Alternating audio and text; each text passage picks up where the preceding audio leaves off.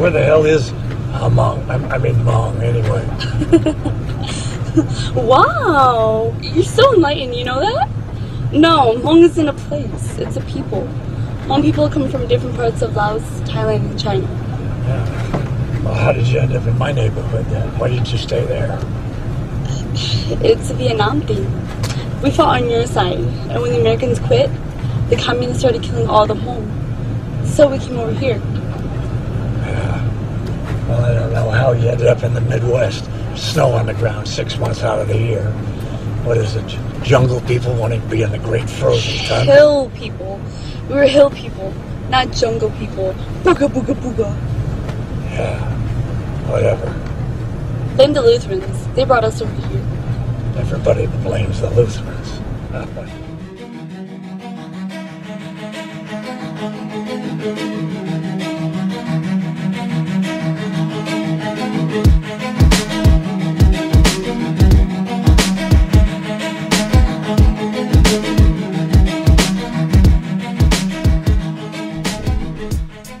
So what's going on, guys? How's everyone doing today? Doing good. Mike just put his mouth full of bagels right before we started. Yeah, so we have a guest today. Ralph, why don't you introduce him since you have the established relationship? We're just like friends by proxy. This is Mike Esposito. LaMichael Esposito. He is friends by proxy with me, but became a very good friend. His wife and the fiance are very close friends. And unlike most of those awkward, let's bring together two world things. We have to force friendships between relationships. Yeah, Mike actually ended up being a pretty damn good dude. Yeah, well, I've only met you two or three times now. 3 times, yeah. And instantly, and just via social media too, I can tell this guy's sense of humor is like right up my alley with the awkwardness and half trolling, and a recent father as well. And I love the trolling you do about your child on social media too. Does that ever bother your wife? Ever? Yes, it does. What did she get mad about? She got mad at the last week that I posted a picture of myself half naked. From the, why would she get mad about that? The top half. Oh, why did you said dad bod? It was a dad bod. Yeah, but now here my question is it a dad bod the second you become a dad, or is it just the style of body that makes a dad bod? What happens when you become a father is shit sucks. It's you don't get to work out. So there's certain muscle groups in your body that don't get any work whatsoever unless you're working out or doing something or you're active. I'm not very active. What do you do? So what you do is hold a baby in your left and right arms. So you're getting your bicep. It's a very bicep tricep heavy exercise. Babies are bicep oriented. So my arms. My if you want to work on your arms, have a baby. They work on your arms. It's totally the process of lifting them up and holding them around, shaking them. Oh yeah, totally. You like to shake the baby. Playing catch with them, throwing him across the room. It's a really good workout. But what happens is you have good for the baby's skull too. The arms get bigger. The belly gets also bigger, so you have this like weird. You're protruding the stomach all the time. The stomach is getting big because like you start eating comfort foods and you're tired all the time. What's your comfort food? Babies. It's the other white meat, guys. Babies. My comfort food is pretty much anything that I don't have to really cook myself. Oh, so you're saying that you can order it? Less effort is the best thing. I don't even have a kid yet, and I do that anyway. Yeah, you've skipped all like I want to see how low you go when you do have a kid. Oh my god! I mean, there's only really so many places I can get lower. There's only so many ways. Your current is everyone else's rock bottom. Yeah, my rock bottom, to me, like the way it feels is like this is normal. So I don't know how I would even handle like someone's like peak. I would be like, I can't accept this. Things are too good. So, all right. So again, Mike, welcome to You Watch I Listen. This is episode 9. Episode 10. Episode 10's next week with our first female guest, who we'll bring up at a future date. Now, before we get started, I got to give a plug to Blood Rain Lit magazine. That's bloodlitrainmag.com. It is a newsletter quarterly. They give 4 a year for only $10, which is pretty cool if you're a horror fan. It's dedicated to educating and promoting new writers in horror and paranormal fiction for $10 a year. If you're into horror writings or anything, it's fantastic. They gave me a couple of the issues and I looked through them. I found some stuff I was really, really into. So make sure you go check those guys out. That's bloodrainlitmag.com. I do have one question. What's the difference between a reading and a writing? Oh, well, you're reading about people's writings, if that makes sense. So you're reading about promoting the writings of others. So you're reading about writing. Does that make sense? No. Okay. Well, anyway, check them out. They've been crazy supportive. I hope they break off the relationship off of just how, like... No, they hear the opening about throwing babies and shaking them. No. Eating them. Eating them. Yeah, that's true. We did say... Delicious I babies. didn't even think that was wrong. I thought the shaking part was, but eating a baby is fine. Yeah, because, like, shaking a baby is some people actually do. Eating a baby is rarer. I had this... go ahead. What's up, Mike? So there is a movie called with Chris Evans. What's the movie on the train? What's the Girl on the train? No. It's a movie. Oh, Snowpiercer. Captain America. Snowpiercer. Yeah, There's a Captain train. America's on the train. Snowpiercer's awesome. And at the end of the Snowpiercer's awesome, but at the end of the movie, remember when Chris Evans has that monologue about I know how babies taste and I know they're delicious. That's kind of the and it's true, isn't it? I guess it's true. How badly do you want to taste human meat? I'm very curious. I would. Wait, are you curious to see what it tastes like, or how I feel about it? Oh, I'm curious that, like, if it was presented to me, I don't think I would hesitate at all. Like, I would eat the way someone presents, like, here's alligator meat or something. Like, oh, exotic, yeah. I mean, you have to tell me. Like, I would honestly want to know the age of the person I was eating. I don't want anything like over 50 because that's when things start getting like stale and the skin tags and leprosy, and I don't want that kind of stuff if I'm You going would to eat eat it. somebody's skin tag. That's the way you assume that Well, I somebody would- would serve you a piece of meat. It would have a skin tag. on Yes, it. It's like having gristle. yeah, exactly. Or having like the fat on a steak. That's a skin tag. That's what I want. That's You wouldn't eat a skin tag? no. Oh well, I don't. Your no. loss. I know. You just eat your baby. I'm not sure. You ask him My that. babies have no skin tags. Not yet. Not yet. How do you get? Wait a till I skin get to tag? 'em. Where do they come from? I think you concentrate and they just grow. Oh, I you thought really you get a flap of skin caught on something and it just like stretches out. There's nothing worse than like a really out of place skin tag on someone. Like, if you see it in a bad spot, it could look like a third nipple or another penis. That's my penis. nose. Actually, everyone thinks it's a skin tag. So why don't we jump into our picks from last week? So last week, Ralph, you gave me, because I think you went first last week. Yeah, I did. don't recall. I actually did remember. So I looked into this album you gave me. It wasn't called Cunnilingus. It was I can't even say the fucking word. Cunnilingus. Cunnilingus. No, Death is Silent. Now, I went in with very limited knowledge on this album. You know how I am with rap. I like certain types of rap. I like when it's like a poetry type thing, and I fucking loved this album. You did? Start to finish. I liked it. There was only one song I didn't give higher than a 2.5, and that was the Petite Mort, which was like the fourth song on That's it. actually my least favorite That was song my on the least album, favorite too. song, but like the opening song right away, Death is Silent, it just sets the tone for the album. I was talking to Grohow about this album. The way I described it, the music that sounds like the Roots, because they're using actual instruments and actual percussion section, and the lyrics kind of remind me of old Mos Def and Common. Like, they're actually telling stories, and it's not like gangster shit. They definitely talk about women in it, but not excessively. They're not singing mystical shake your ass or anything. But overall, I listened to this album probably like 15 times, and like I just kept listening to it. I really dug it. Best song on it. This is the first song I've given a 5 out of all the albums Really? you've given me, and that was Graveyard. That's the one that had like the flute over in the background. See, I wasn't sure how you're gonna feel about that one because it's such a bizarre use of an instrument. I think, but that's kind of where it set the tone with having the actual. If it was like a beat layover and not actual drums, I think it would be diminished. But it sounded so raw, so real. Everyone that was featured on songs, they could all rap or they could sing. And this is exactly what I look for in rap. I gave this album my highest grade so far. It's a 4.2 out of 5. Wow. I was very happy with it because there really isn't much like current rap that I can get into. When I hear some of the mumble rap, I can't stand. Everything is just Trap. it's just trap music, whatever the fuck that is. I have no interest. That's when you in get that. like a lot. Yeah, exactly. I want to hear stories. I want to hear poetry. That's why one of the reasons I like the new Nas album so much. Again, the beats on that are fantastic. But this one, man, I was really happy with this, and I plan on diving into everything the cunnilinguists have made to see if it actually kind of reminded me of the Flowbots a little bit. If you ever listen to the Flowbots, that's kind of that kind of sound. That's a good comparison. Yeah, I would say because they use the percussion. It's kind of like cornball white boy rap in some ways, but if you actually listen to the lyrics, they are actually painting a picture. So did you see the chart I posted when I did my little preview of the album that they're the second or third of like popular rappers they've used the most words. So they basically, I believe that. yeah. There's no repetitiveness in any of the songs. Like, it's not the same like chorus. Like of, DMX over all his albums has used like 1,400 words. Kind of linguists have used like 8,600. stop, drop, and roll over and over again. Or you got to stop. You got to stop, drop, and open He up just shop. he plays a hits with his words.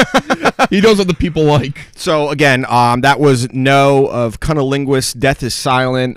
If you're looking for some rap you haven't heard before that actually tells some stories and it's actual poetry, it's a great album. And I'm glad you liked it. Yeah, I really, really enjoyed it. It was the easiest, and I liked a lot of the stuff you gave me. This was the easiest listen. Even the song I didn't like, it wasn't a chore to listen to. It just was to me it was the least charming, if that makes sense. It was just there. Yeah, it almost felt like a filler song. It didn't need to be there because outside of that, the lowest any other song got was like a 3. I had a bunch of 4s. I like River of the Rain. That's River of the Rain. Favorite. You know what? The first time I heard it, I was like, I don't know if I like this, and it took 2 or 3 listens, and that one I ended up giving a 4 out of 5. So I really liked that. But Graveyard was my shit. That's the song I sent Grow how to listen to. Hold on 1 second. Go for it. Just keep the flow. So while whatever Ralph is doing, What is he doing? I'm afraid because he said he has something. No, that's not what I'm That me- scares me. When actually- somebody says they have something, I get very, very concerned. The thing that actually scared me was he walked in and he opens up a pill bottle and says, "This is a heartburn medicine." And I'm like, "What do I need a heartburn medicine for? I understand being around you can cause a lot of like physical ailments, but what are you giving me that I need heartburn medicine for?" I understand that, but I still would like to know, like. I had to get my Gran Torino notes. Oh, your Gran Torino notes. Gran Torino's a great movie. Thank you. So let's see what he had to say, because I think Dickhead over here didn't like it very much. Okay. I love it. Yes, thank you. So let's hear what Ralph has to say about Gran Torino. So, Gran Torino, I'm going to say this. Of every movie you've given me, this has the most complex feelings about Yes, it. I think that's kind of the point. Not complex overly, like the movie's complex, but how I feel about the movie. There are times where You I'm have, very like, much conflicting views on it. There's a lot I like about the movie. There's a lot I hate about the movie. Okay, so why don't we start with what you... I actually want to start with what you liked. Let me actually just go... Let me go through the movie as it progresses, Okay, because sure. I feel like the flow of the movie is very connected to how I felt. Fair. I thought the first 30 minutes of the movie or so, when they're establishing Clint Eastwood He's as at the funeral for his the wife. You meet racist, his and family. I hated that scene. It was the worst of any movie you've given me. The worst, like The build-up? I think it was so heavy-handed to show that he's a racist, which I think you have to do that, but it didn't come across realistic. I counted the amount of times my subtitles, because Courtney watches everything with subtitles, so I just keep them on, where it says growls. I had 18 growls. That's my favorite part. Right, Mike, don't you like the growls? That to me... The growls are a small part He's of at the best funeral, part of the and, movie. he sees his niece, or his granddaughter. The kid wearing the Matthew Stafford jersey to like it just was very realistic, and that annoyed me a lot. Okay. Then when they start establishing how his racism's a little more complex, I like that. Didn't love it, but I thought, like, okay, he's a Korean War veteran. He has these, his neighborhood's being overrun by Asians. low income, Yes. lower class communities. Actually, so I thought that was the more realistic about him going about his day. And I don't know if you read about the casting, but he actually I did. that I thought made it a little more authentic to me too. No, I agree. Okay. Once I found that out, and you can even tell, like, it comes across Yeah, very yeah, authentic. absolutely. As someone who doesn't really know much About that culture. the hill people. Yeah, is that what they said there? They said we're not a jungle people, we're a hill people. Yeah. So that I enjoyed, and I thought when they're establishing him, his problems, the neighborhood boy, his problems with his cousin, I enjoyed those scenes as well. Felt realistic. That's felt how so many realistic. kids get pulled into gangs is by family members. Yeah. I think the problem I had with it is I didn't find Clint Eastwood ever sympathetic. And Really? I know that it's a critically acclaimed... I know I'm in the minority with this. But I didn't go... He felt very like he's a racist old man. He didn't appreciate his family. His family's shitty as it is. But like... I didn't go at any point, like when he started to like warm up and befriend the boy and be a mentor towards him. The whole family, really. I felt more like, okay, you know what, you're paying back of how shitty you've been to other people, not like, oh, he's growing, he's thawing. The only scene I really did like where I'm like, okay, I felt that Clint Eastwood was a human, is when he's eating all the food. And he's like, this is pretty good. I like when they bring him the food over, and he's like, I don't want... Is that the... All right, I'll take it. The scene where they have all the stuff, and it just freezes, and the next scene's just him pushing it down the garbage. I love that scene. But then at the end, when he's starting to take the kid under his wing... Mentor him, yeah. I don't like that white savior trope. And that's what bothered me. And I'm not coming across, because I'm not like one of those social justice, I'm not a super liberal You're going to get person. accused of being that, I can tell you that I thought, I'm like, this isn't... It made me uncomfortable. Like, Clint Eastwood's here to save the kid. And maybe I need to get over that, but it didn't sit well with me. It didn't come across realistic enough for me to bypass it. Okay, so my point of that, and the thing I want to retort you on here is, I didn't take him as... He said racist things. I did not think he was a racist, because he called out the white boy that was with the Asian girl. He was making comments to him about how he was dressing. He came off to me. He made fun of the priest. He was just an asshole who said what he wanted to say. And that's why I didn't think it was a white savior thing, because he took people for what they were once he got past the surface. He was a dickhead and abrasive to literally everyone. The racism is just part of his full assholishness. I mean, and that's... I don't even think people back then were necessarily... Not that I'm defending anything like that, but that they were necessarily racist, but he came from a different time. And in Detroit, especially, in middle America, where it was... Especially once your town is getting overrun, it was just part of the culture and how you were raised. Just like the Asian people were calling him a white devil and wanting him to move. It went both ways here. They took him in as much as he took them in. I understand that. I don't... Not even that. I just don't find him... I don't like the character. I didn't love the character, and I think the whole... Near the end, when they forced like the Dirty Harry, like, yeah, dude, it was a Dirty Harry movie. It wasn't Dirty Harry, but it was the ghost of Dirty Harry. When he's going in, he's like, you know, dude, I love that shit. I love that. Would have been badass in any other movie, but it didn't fit the tone of this movie. The line that instantly I was sold on this movie was when he's hanging out with the Asian kids in the back, and he says to the girl, "Go get me another beer, dragon lady." That's one of my favorite lines in the movie. I will tell you this: his racism did become a little more charming when he stopped using overtly racism, and it was more passive racism. He's just calling the kids zips. But like when he brings the kid to the barber and he's teaching him how to talk like a man, I didn't take that as a positive, like he's giving a good influence on child. I took that as a negative, like he's teaching this kid really bad habits. Well, the way I saw with that kid had no charisma, no balls, and it was his first like introduction to actually the bantering. Can I say something about this movie that really bothers me? Sure. Go ahead. This movie came out at a time where there was a couple movies like Napoleon Dynamite and like Gran Torino. Yeah, they feature a character in the movie. It's a major character that you don't know implicitly whether they are mentally handicapped or not. I do not know if that kid was mentally handicapped. I kind of took it that he was. I thought he was. So when he goes to the barber, he's taking his little mentally handicapped he's like on the spectrum, but it's not even on the spectrum. Like, you got to tell me whether you're on the spectrum or not, so I can feel a little level of sympathy. I bet you like when they may have probably discussed that when you think of the writing, but like, all right, we're going with all these racial terms, can we let him start calling this kid like terrible names for someone that's mentally handicapped, like, which I don't think he could have done. Character as whether that tell me whether he's had a mental illness or not, because he clearly does. Absolutely, and there were certainly, I had issues with him. I love the movie, don't get me wrong, but there are absolutely a lot of the issues you said, but I think it's one I've liked the more and more I've seen it, because I love Clint Eastwood, and I like that like I said, it was like almost like the ghost of Dirty Harry was over the movie is kind of how I took it. And the scene where the gang fight starts happening on the lawn where they're trying to take the kid, and he comes out, and I used to stag guys like you a mile high in Korea. Like, that to me, that was the Clint I wanted. Yeah. That was the Clint I wanted. It just wasn't the Clint for the movie, though. I don't think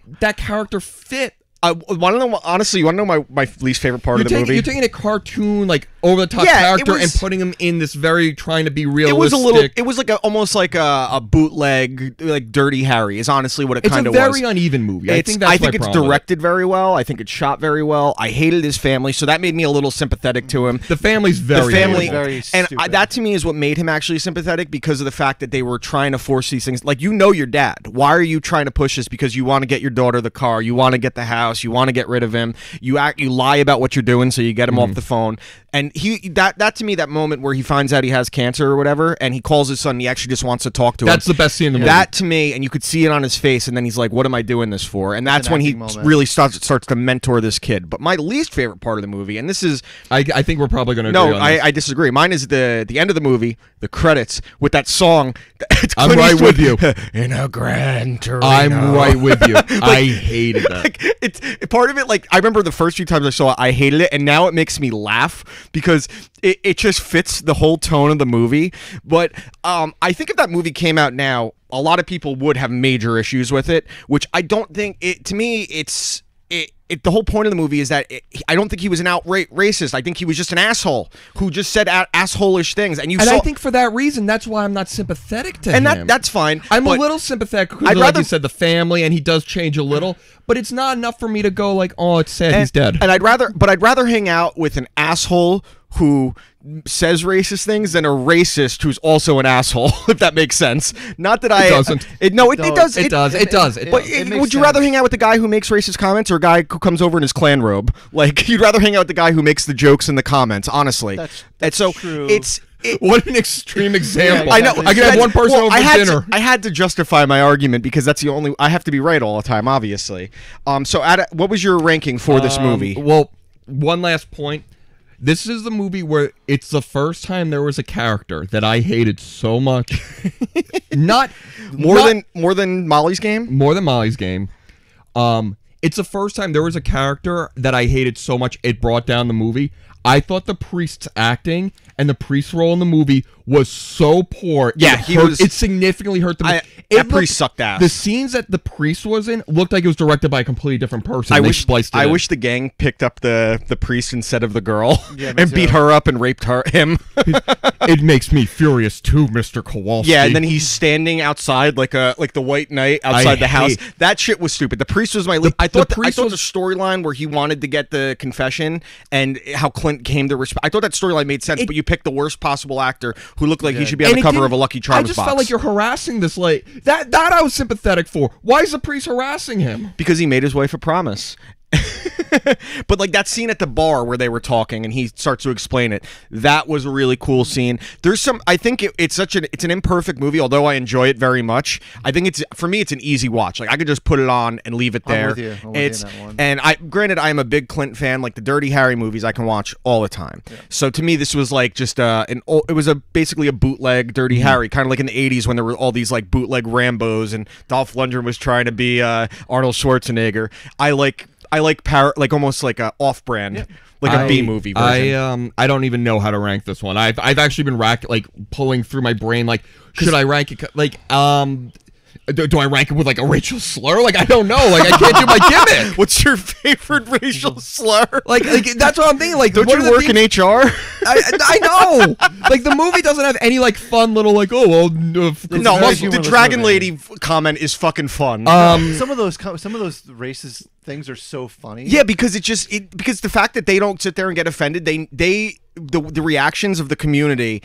It's exactly how you're supposed to respond. No one really gets offended in the movie, which I think is it makes you so weird. It's weird how like everyone's like, oh, this is just a racist old man. But I think that's more realistic. But he's being racist towards a group of people that we haven't really seen movies about. Correct. Well, that was what was really cool is that it's not the stereotype of that scene with the black gang when he walks up to them and the first comment he says. That's his. Oh, by the way, that's his son. The white.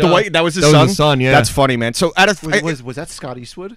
With that kid? I guess that's his son. Yeah, I forget if he has. Scott Eastwood has no charisma. He is not as. Oh, that kid had no charisma. So he looked like Jamie Kennedy in Malibu's Most Wanted. Is exactly what he looked like. Out of 5, what do you give it? 2.5. Okay, and that's kind of It's a very complicated movie. Like my feelings towards it, because there's a lot that I love about the movie. Do you think it's one you could like upon a second viewing a little more? The thing. It's a.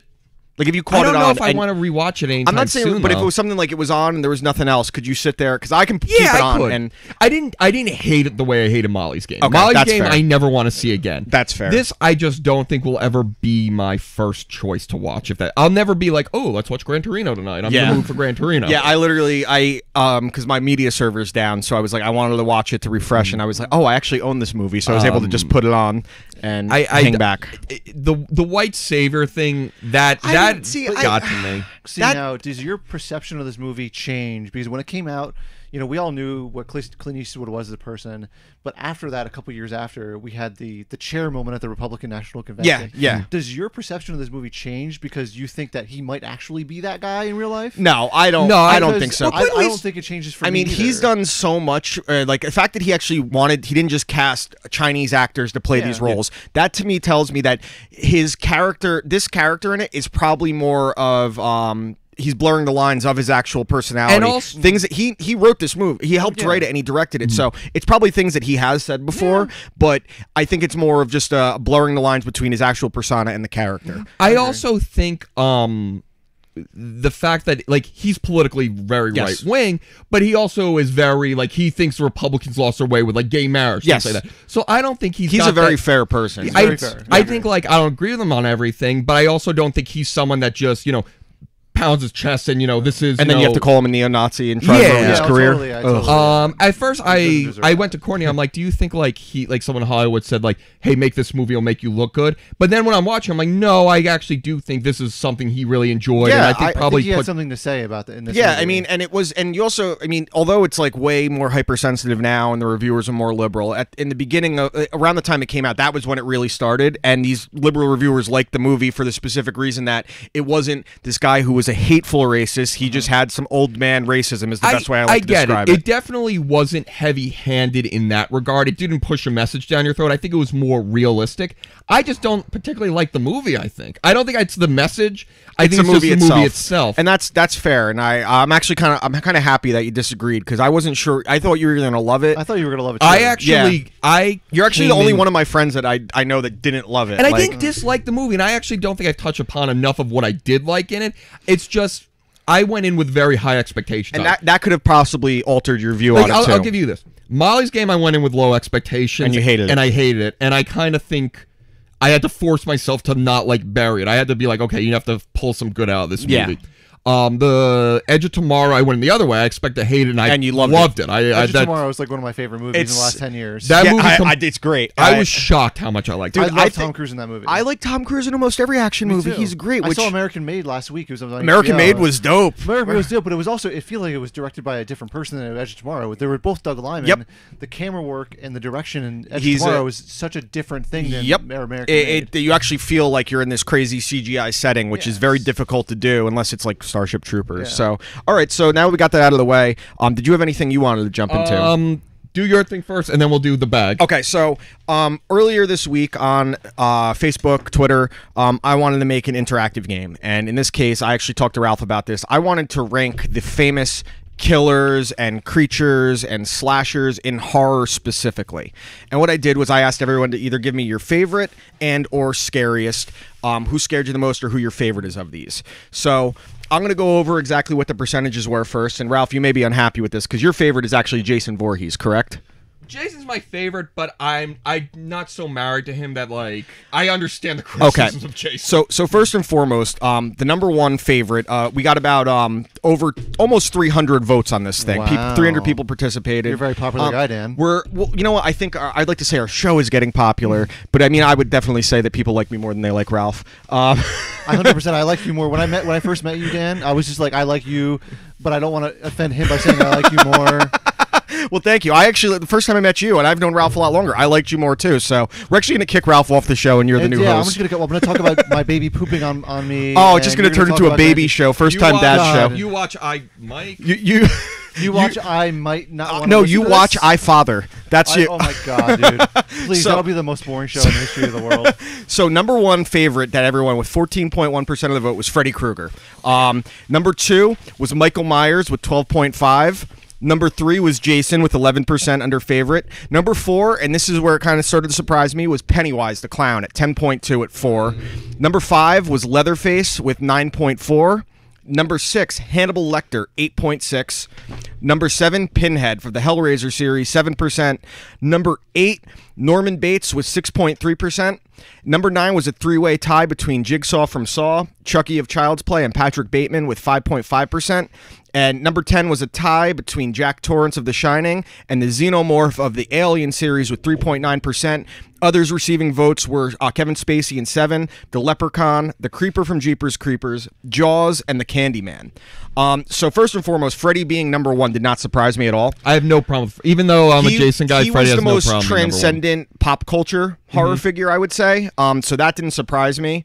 I actually kind of expected Jason to be number 2 just because he's the most synonymous with Freddy as well. I think him and Freddy are both equally iconic. And, different reasons, but I was happy to see Michael Myers come in at 2%. Because the Halloween movie to me is the original one is the greatest of the actual slashers. As far as being a movie, I think it's the best made film, especially when you consider what John Carpenter was doing. So did you have? Oh, you know who got a 0 on both favorite and scariest? No votes. Who?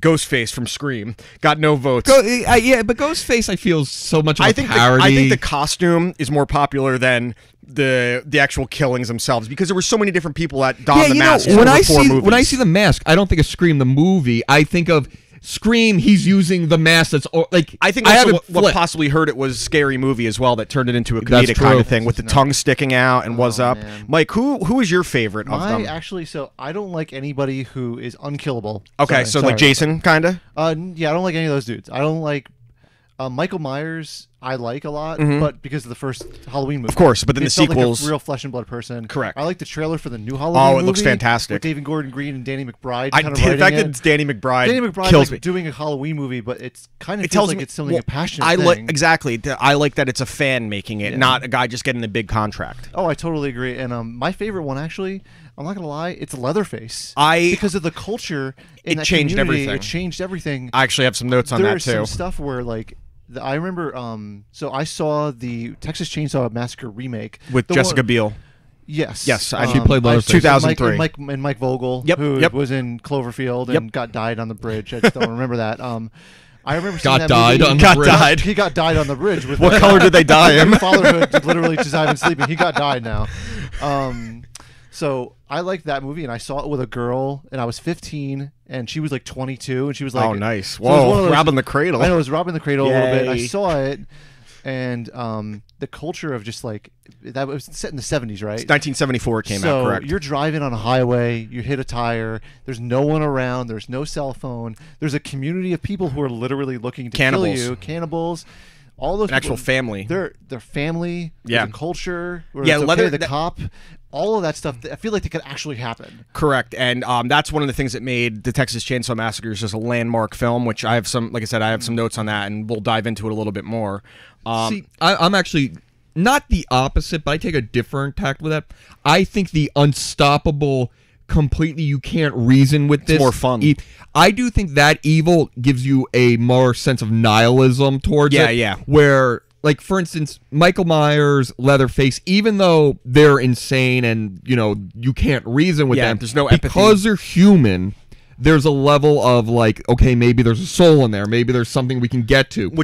I think that's more disturbing, but I don't particularly care for that. I like this is basically an animal in a human's body. That's Jason, pretty much. Jason, and one of the things, the reason, and Freddy's in between the two. Correct. And the reason that it works so well, Michael Myers, when they made this character, they made the point specifically in all the movies to mention the black in his eyes that you can't reason with this human. So I want to dive into our personal favorites in a minute. So on scariest, I got more votes on this one. Who would you think is number 1 scariest for everyone? If you had to guess.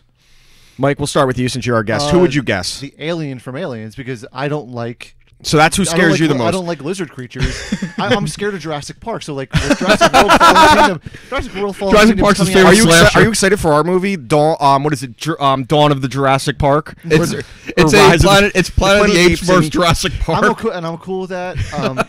Lizards scare me. So I'm not asking you which scares you the most. Who do you think the community said was the scariest? I think the community. Who would you think that would scare the most, just based on your history, your what you've seen from people? Like who do you think people get scared of the most? Freddy is generally. So you think Freddy's going to take? What would you think? I'm going to say actually surprising. I'm going to say sexually. I'm going to say Leatherface. Wrong. Leatherface actually made it. Was all the way down at 7. Number 1. pretty by a wide margin, wider than the favorite margin between 1 and 2 was Pennywise the Clown. And so much of that has to be related to that original Tim Curry made for TV one. Because I know when I was a kid and I saw that fucked me up. You know, that's a really good point. That goes into... That was scarring at the time. That goes into your instincts as a child, which I think... And it was, I get that. And so then number two, this is another one, going into your instincts as a child, was Chucky, which I totally get. Oh. Yeah, he got... so Pennywise got 15% of the vote. Chucky got 12.9% of the vote. And again, going to your instincts as a child, number 3, the Leprechaun at 10.7%. Okay. No, it's crazy. I know a lot of people that were creeped out by the Leprechaun. I like the Leprechaun movies. I think they're very funny. Leprechaun in the Hood. Lep in the Hood Gonna Do No Good is the song with Ice-T. And I've seen both Leprechaun in the Hood, and I've seen Leprechaun in Space as well. There's a big difference between that and Cop Killer. I know. So this is the first 3. I get Pennywise, I get Chucky. Leprechaun I thought was a little surprising. At number 4, it was a tie between Michael Myers and Freddy Krueger with 9.6%.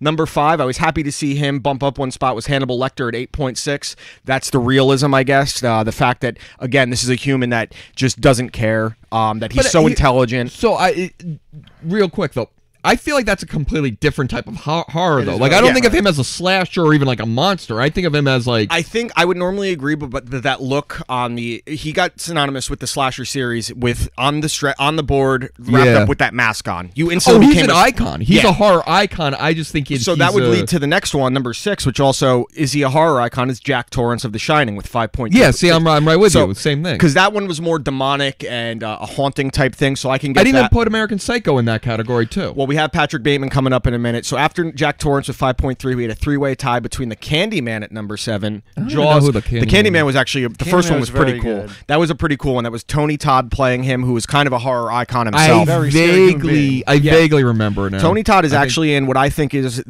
probably the greatest horror remake ever, and not many people have seen it. Is the Night of the Living Dead remake from 1991 that makeup and costume icon Tom Savini actually directed. Tony Todd's a star. He plays the famous black guy from the original one, but they kind of put a spin on it. So also, he's in Final Destination. Yes, he's in Final Destination as the guy that tells them about death. I've never even heard of this Candyman movie. Candyman, it looks creepy as Candyman is creepy. I was scared to say Candyman 3 times yeah, when I was a kid. The movie fucked you up, man. Why's it got bees? You got to watch it. Isn't there a thing with all of this that people are thinking things are scary because of when they saw it when they were a kid? Correct. It's the critical age hypothesis, right? Yes. When you're 5 to 12. Absolutely. And I say my favorite genre of horror is the zombie film. You owe me money. For what? I told you that somebody would say critical age hypothesis on this show. No, shut up. So, you were just saying about the critical age hypothesis. My favorite genre of horror are the zombie movies. I love them. I love almost all of them, save for a few. And that's because the first time I was ever scared in a movie was my dad letting me watch Night of the Living Dead when I was like 7 years old, and it just fucked my head up. And it still kind of sticks with me sometimes. As much as I watch them and play them, there is a level of still like a little creepiness that comes up in me. I want to round this out. At number 8 was a 3-way tie again between Pinhead, Jigsaw, and making his first appearance on the top 10 was Kevin Spacey in 7. They got 3.2% of the vote. At number 9, it was a 3-way tie between Norman Bates, the Xenomorph from Alien, and the Creeper from Jeepers Creepers with 2.1%. And these 3 got 0 votes on Scariest. Jason Voorhees, Ghostface, and Patrick Bateman. Got 0%. Now, we got some other names that were thrown in there that weren't necessarily in the realm of horror. What's his name? Anton from No Country for Old Men. Yep. That movie could be looked at in some ways as like a horror movie because he is this human who has no empathy for killing people. You know what? If of all of them to see in real life, that would be the scariest. That would be the scariest because that could actually happen. Pete Rose haircut. Yeah. My favorite. This was the funniest suggestion. This was from Drea. Christopher Lloyd and Dennis the Menace. I did see that. He is very scary. And that actually led to another one from childhood. Gene Wilder and Willy Wonka and the Chocolate Factory. That's another one. He's an ass. So mixing between Willy Wonka and Christopher Lloyd, there's this great parody trailer on YouTube called Gobstopper, and they filmed this whole trailer like it was a horror version of Willy Wonka with Christopher Lloyd playing him, and Christopher Lloyd is the perfect person to do that. Your wife actually gave me Buffalo Bill from Silence of the Lambs, which is definitely, he was creepy as shit. Yep. Would you? He just always gets overshadowed by Hannibal Lecter. That's the problem. By the way, when I change my kid, we put lotion on him. So there's this lavender lotion that helps the baby go to sleep, and we put it on him. We go, it puts the lotion on its skin, But you know what? Silence of the Lambs is an Oscar-winning prestigious movie. It was It's the not first real normal- horror movie to win big Oscars. But is it? Here's the thing, though. Does it qualify as a traditional horror movie because of all the awards it's won? Is it so much far above everything else? I think Can a horror movie be quality? Yes, I Well, think Get Out has won Oscars. Get Out won Oscars. But Get Out, I don't think of it as a horror movie. I think more as a thriller. But I mean, you can blend them between thrillers can be viewed as horror can be viewed Good as album. thrillers. Because I didn't think I loved A Quiet Place, and some people viewed it as a horror movie. To me, it was more suspense. A lot of it is in the eye of the beholder. Now, I don't think just because a movie wins Oscars, it should be disqualified, and that's one of the big arguments. And it happened with The Dark Knight when that was nominated for all. It got nominated for every technical award, but not Best Director because they don't want to nominate a superhero movie. It didn't get nominated for Best Director, Best Picture because they don't want to nominate a horror. It's like a comedy winning Best Picture. Correct, Like, which does it hasn't happened since like the 60s. Yep. So I think quality horror is one of the hardest things to do because it's the easiest genre to fall into the cliches of the jump scares, it was your best friend the whole time. It's the easiest one to fall into. I also think it's the one genre where we don't fully understand why people get scared. Yes. I think you understand, you can relate to why people are sad or whatever. It's very hard to someone that was scared for the same exact reasons I you wouldn't were. know how to make a movie to scare myself. That's a great point. Sometimes I think because the part of the scare thing is that you don't necessarily see what's coming. It's going to scare you. So that it is really hard to make. I don't know what yourself. scares me until it scares me. Yeah. Exactly. So now that we and the other ones I got Otis from House of a Thousand Corpses and Devil's Rejects, and this one a very underrated movie if you have not seen it. Henry Portrait of a Serial Killer with Michael Rooker is one of the all-time greats. Incredibly underrated performance. Michael Rooker Rooker is one of the all-time greats in general. I met him at a convention, man. It was like right when he had gotten killed off The Walking Dead, and he was like one of the coolest dudes. Like he came off like his character in Guardians of the Galaxy. Now, quick question. Go for it. Two things. Where does Steve Buscemi in Con Air fall into this? He's doing Hannibal Lecter. That's true. Yeah. And he also did Hannibal Lecter in another movie, basically. And also, where does Kevin and where we need to talk about Kevin fall? Oh, that's a really good As one. a That's parent, that's a fucked up movie. That's a totally fucked up movie. And Ezra Miller is crazy. Did you ever see? You need to talk about Kevin. I've Who's that? heard of it. I don't know Tilda anything Swinton. about it. Tilda Swinton, Ezra Miller, John C. Reilly. John C. Reilly in a serious perfect dad. Yeah, Perfect dad, exactly. John C. Reilly. Well, it's so funny when Crushes people me. see him in serious roles now. Like before Talladega Nights, that's all he did. Yeah, he was that's all in he did. Days of Thunder, and then he was in the Talladega Nights remake. He was in Chicago. Dolores Claiborne, Gangs of New York. I love seeing comic actors in real roles. I don't know why. I enjoy it. I'm with you. So now, to wrap this up, I talked to you about this. I wanted to do your personal top 5 on a couple different things. Now, the Mount Rushmore of movie killers, like who are the 4 most important? And this one was really hard, but I'm dead set in this, and I have arguments for each one. My Mount Rushmore is Freddy Krueger, Michael Myers, Leatherface, Jason, and the Jason one was the hardest for me to figure out. I had another one I wanted to put on there, but I think if you're looking at what redefined the genre of a movie killer, and it went from being the people like Norman Bates, who I had trouble leaving off, to the monster that you can't stop, that you can't kill, and keeps coming back, that really changed horror, and that's what so many of these horror movies aren't. They try to be. I agree with all of them. I take Leatherface off. I can't. I'll tell you why. Okay. It's not so much. I understand your argument entirely. I'm not disagreeing with it. But the way I view that is how iconic they've become in pop culture. That's fair. I put Chucky in not there.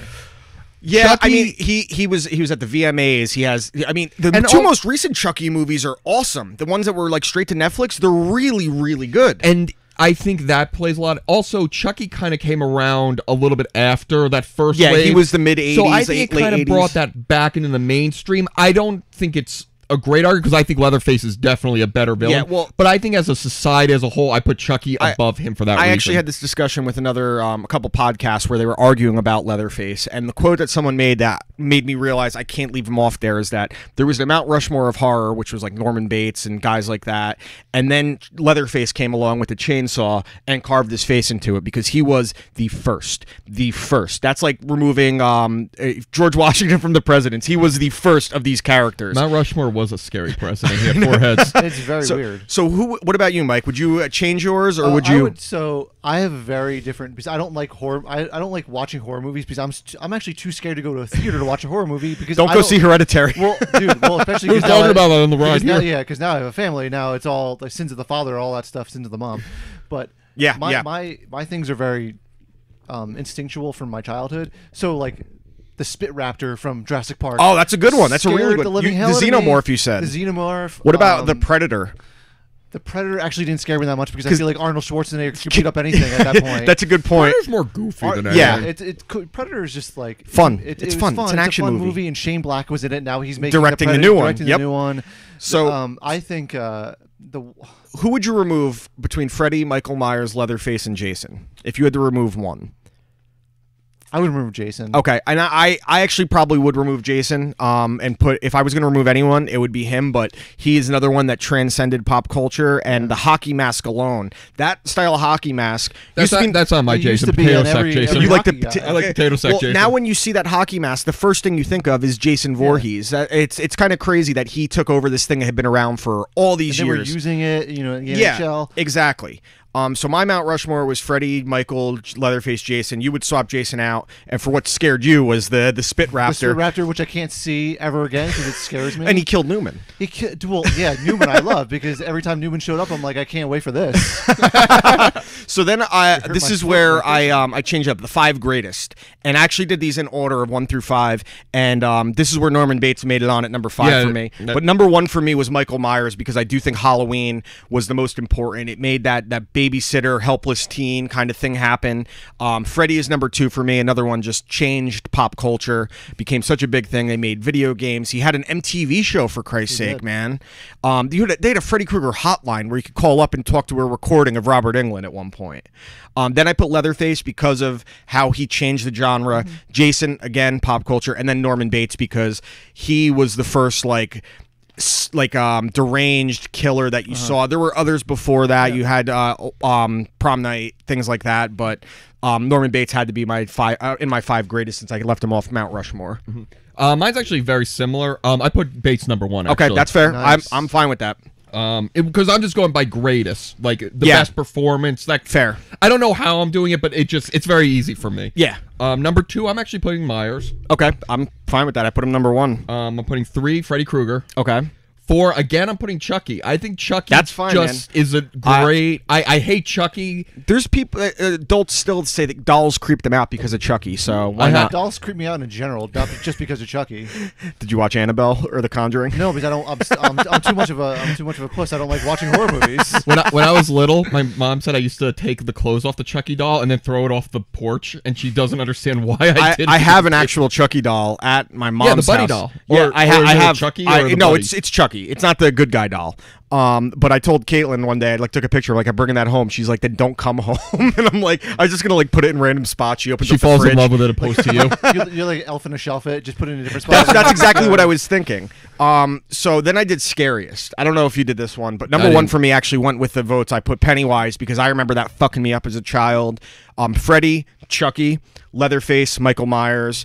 And we'll round it out with your personal favorite. This is the one I think was the easiest to do. What did you have for your My personal? personal favorite is Jason. Okay. I love Jason. It's the only horror franchise that I'm actually a fan of. And I do like Jason, but the problem is for me, those movies are really bad, and that's part of their charm. But I actually am very entertained by even the bad Nightmare on Elm Street. it's not the best, not the scares, just my personal favorite. and I listen. I love Jason too. I will watch all those movies, I but would some like of them to- are a fucking. This is chore. the way I view it. I would like to one day come home and Jason pulls up in his car. He's my neighbor, and he takes a beer and he goes, "Tough day at the office," and then he tells me about all. With his That's eye, how. rather than him jump out from the bottom of the He lake. just lifts his mask so slowly to take a sip of the Coors. So you had Jason at number 1 favorite. Who was your personal favorite? I know that you said you don't love horror. My personal favorite is the Xenomorph. Xenomorph. Because I watch every Alien movie with my eyes. Did you like Covenant? I dug it. Dude, it's such a weird Michael Fassbender situation. Once the second half of that movie kicks in,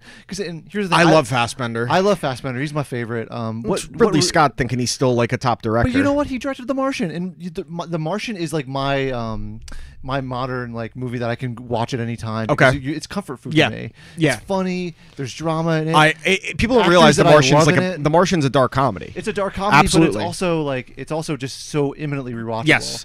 But the one that doesn't scare me, that it used to scare me as a kid, but it doesn't scare me anymore, is Freddy. You know why? Why? Because I used to sleep as a child. Now you don't sleep. Now I don't sleep because I'm a new father. And like, oh, he's going to attack my dream. I'm going to have a baby waking me up in 10 minutes anyway. I wonder what did it to me, because I still don't really sleep. And Freddy definitely creeped me out when I remember the first Nightmare on Elm Street I saw was parts of the Dream Warriors. And something about the idea of falling asleep and there's nothing you can do, fuck with me. So Freddy is actually... The image of Kevin Bacon going right into the bed. No, Johnny Depp. Depp, sorry, that was a different movie. Yeah, Kevin Bacon was in Animal House. Kevin Bacon was in Friday the 13th, too. Oh, he was also in Animal House. That was his very first movie. Yeah, I forgot it was and Nightmare on Elm Street was Johnny Depp's first movie with the famous getting sucked into the bed. Yeah. So my number one is Freddy. I have the whole box set of all the movies. I love all of them.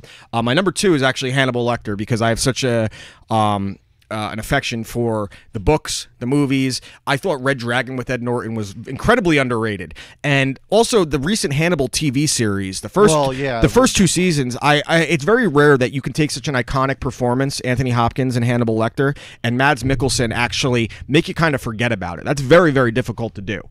So Hannibal for me. I'll just round out because we got to get to other stuff. Yeah. My number three is The Predator. I know we said it's not really horror, but I have loved the Predator movie so much. Michael Myers, number four, and number five, Jack Torrance of The Shining. I don't really have a strong conviction past two. I put Xenomorph 2. Okay. And I really don't really... I guess Freddy would be 3 because I really do like Freddy. The one after that, the one I had trouble leaving off on this one was Pinhead, because I think the first two Hellraiser movies... The first 3 Hellraiser movies are fantastic. Pinhead is the most complicated... Not complex. Have you ever actually watched all the Hellraiser movies? I've only watched a couple of them. Dude, the first 3 are fucking great, and I hope they don't actually remake them, because... They doesn't only one guy ever play Hellraiser? Well, no. Recently, there's been new Pinheads and terrible sequels that have happened, but it was always Doug Bradley playing him. I don't know if you had any others. You said the Xenomorph. And really, like I said, I don't really watch horror movies. So I don't like being scared. I love being scared. I'm a giant puss. I'm fully. It's always been my thing.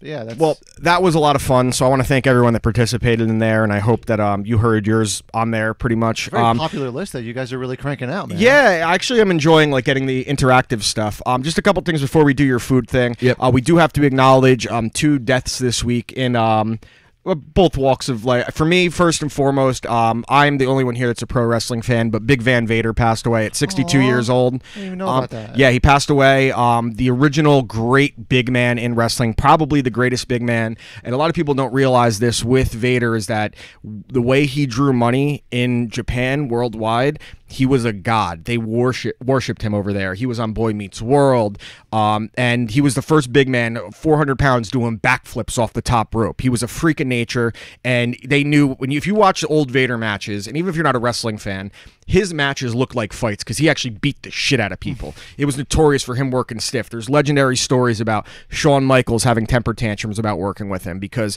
he made you earn it. And if you earned his respect, ironically, the person that said that he got the best matches out of him was Mick Foley, because he was a maniac who liked getting his ass kicked. So, glasses up for Vader. Another wrestler gone, way too young, heart failure, 62. And then last night we lost Vinnie Paul. Pantera. That one is rough, man. I'll tell you why. It's not so much Vinnie Paul himself. It's just it's the last part of Pantera. Yeah. Pantera, because when you lost Dimebag, you knew it was over. Yeah. But in a there was weird, no chance. and I can't really explain it, there was a weird, okay, maybe we can do a patchwork. You can get some legendary guitarist to fill in that can get the sound. Zakk Wylde. I think Zakk Wylde would have been a good. Or Slash would have tried. But his stupid hat. But now that he's gone, Pantera's officially over, because the lead singer is a complete douchebag. Oh, he's an asshole. I can't fucking stand that guy.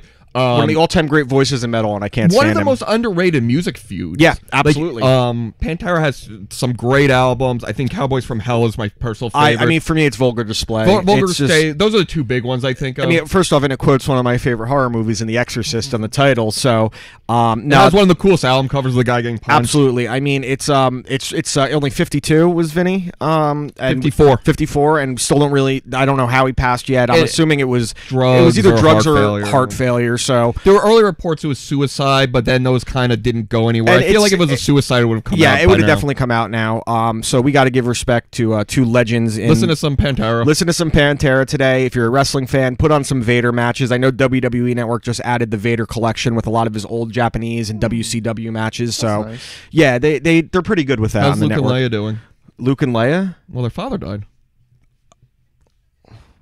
Awkward silence. Yeah, we're gonna ignore you. What are you talking about? Vader. Oh, you're an asshole, Vader. What an asswipe. Okay, so that's the weird- longest All right, awkward Ralph, silence. what do I you think got we've for had. us food-wise? Okay, Let's see this. hold on. Do we need to record this as well? Let's go to break. Okay, Real we're gonna quick. pause really quick, and if I can find where the fucking mouse is. All right, so Okay. we're back, and Ralph. Whoa. In my hands, I have a sliced lemon and a sliced lime. So does Mike. So does Ralph. So why am I holding a lemon and a lime right now? Because we are going to do an experiment. Like Colucci did in college. Take this. What is this? What is it? My hands are. Oh. What are you handing me? Is this I will ecstasy? explain. It's not ecstasy. You can't just. Ecstasy doesn't come in blister packs. It should. Yes, it does. The one I get. I don't know what you're talking about. Okay. So, this apparently is called the miracle berry. Apparently, when you eat it, it changes what food tastes like for an hour. And it says vinegar tastes good, lemons taste sweet, cheese tastes like cheesecake. I'm just really curious about it. Okay, and so it's a chewable. So you put it in your mouth and you let it dissolve. No, I'm not doing this. Oh, this is horrible. this does not taste good. No. You can take this back. This is a weird thing. What does dick taste like? Delicious. It's always tasted delicious. I don't know what you're talking about. Yeah. These things taste awful. If this stuff makes dick taste bad, I don't want it. Yeah, exactly. Like I have to have some dick later. It tastes like Tums. Yeah. It tastes worse than Tums. I'd rather have Tums. It tastes like Tums made with ice cream. If this doesn't putting this- work, I'm gonna be really angry. Oh, I really hope it doesn't. So we got a variety of food. We have a bagel. We have pineapple, grapes, strawberry, I thought he was gonna take all these nice ingredients and make something like a nice summer like salad. a summer salad, like a little cheese, a little Yo, prosciutto. I originally was gonna bring something else, but Hot Carl. Carl, $200. All right, what are we doing? Mine's a little bit left to dissolve. So, Wait, those are again, we're taking these pills that are supposed to change the way things taste. So, once this is done dissolving, in just a second, I'm going to try this This is what the Gatorade. back says. What's it called? The product? Miraculous melting And tablets. where did you get it from? The internet. It's everything from the internet. Miraculous melting tablets can provide better nutrition through natural flavor enhancement. Oh, I guess it makes sense if there's healthy food you don't like the taste of. It's farmed in far away, Miami, Florida. It contains a unique far away. glypoprotein called miraculin. All right, that let's- binds to the taste receptors. Let's just That eat. just sounds I'm made gonna up. try this. So, what flavor? This is lemonade Gatorade. I'm trying. I can't taste anything. Try it just this. tastes wet. I don't taste anything. I can tell it's a Sour Patch Kid, but I can't tell the flavor or My teeth just hurt. what are we supposed to do with this lemon and lime? I don't know. Oh, vinegar. Yeah. Let's see. So this is a Are you guys bottle gonna of drink some vinegar? distilled white vinegar. If this sucks, dude, They can clean your coffee pot, but you know, clean my colon. We're trying all of them.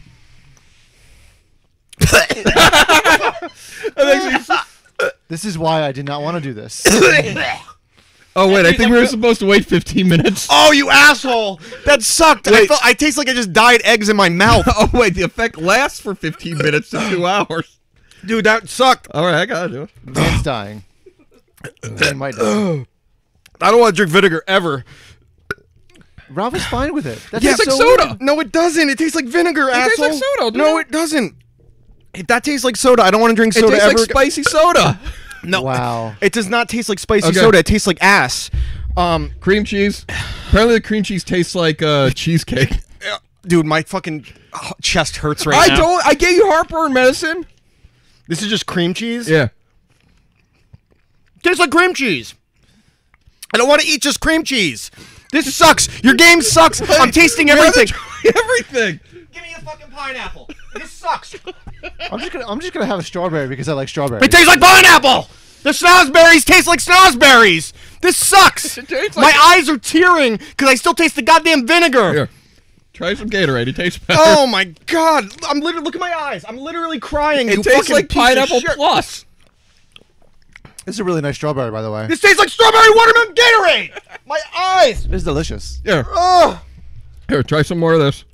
Water? No, this is the vinegar again. Do it. He's gone. Why are you going back to the well of the vinegar, Dan? You know this is a bad idea. Okay. I can't do this anymore. Oh my god, Lime. that sounded like Got bad. the lime. It's delicious. I can't. Don't do the lemon now. It tastes like a candy. The lemon wasn't bad. Yeah, it's a little sour. I don't want to do this anymore. It's delicious. I don't want to do this anymore. Get me a dick. Cheese. This sucks. We're gonna do cheese There's now. plenty of those in the room. Give me a piece of cheese. But you gotta dip it in the vinegar. No, how do you dip it in the vinegar? You just pour It's the it. best cheese I ever had.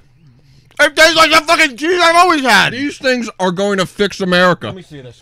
Garbage. Those are $16. Yeah, good. Now it's They were that outside. expensive? Wow. Courtney paid for them. That sucked. All right. Well, I feel like shit now. My lips taste like vinegar still, and I'm. It's delicious, dude. No, it's not. I can't believe he's drinking vinegar right now. This is It really- doesn't right. taste like vinegar. It tastes. You can stop. But literally, I got like vinegar all over my glasses. Once you taste dick. What? You want me to taste dick? When you taste dick, I'll stop recording. All right, someone get me one. All right, we're good. Thank you for recording, landlord. This is a feast. I Oh, think a feast of shit. I think this is amazing. That was the worst. All right. Oh, my stomach does not feel good now. I got Tums. They're gonna taste great. They're gonna be tasty Tums. I would rather eat the Tums. Oh man, you are legitimately in pain right now. I'm very uncomfortable. It makes me so happy. The reason why I wanted, What did you do to your fucking microphone? You're an reason ass. why I didn't want to do this was because Yeah. of how you're I reacting don't want any right now. Sour Patch Kids. I don't want it. I want water. I've tasted a little bit of everything. It sucked. This I was have to go home and take care of a child. I cannot be with the state that you're in, Dan, right now. yeah. You know what we were saying before And that. those are off-brand Kirkland Tums. They're not even real Tums. He's giving me Kirkland Tums. But they're gonna taste like At, real Tums. at age 29, I get more excited for Tums than I do like anything else. Yeah. Because how terrible my fucking health is. These are delicious. No, they're not. I'm not. I don't eat the Tums. Leave me alone. Candy. We're diving into something else because your fucking game That's is going to make me crazy. shit my you ass. hurt your friend. He doesn't care. You hurt your friend. Don't I worry. would never hurt him. He said, "Look how adorable he is." Every I food, know, every he's so healthy with this every film. food item he's brought me so far has been terrible. He brought in that terrible watermelon roll ice cream cake, which was shit. that sounds Hey, can good. you get the door behind you by sorry. chance? No, no worries. It's not your fault. It's the landlord's fault, but it's her land, so I guess So I can say those pills. Review 5 out of 5. I'd give him a fucking -5 out of 5. That was terrible. So I actually had a couple stories I came across. So I was watching, I think it was SmackDown the other night on USA. Good movie. WWE SmackDown. Thank you. And I saw 4 commercials that featured. They weren't selling you something. They were. I mean, Ralph's eating a lemon.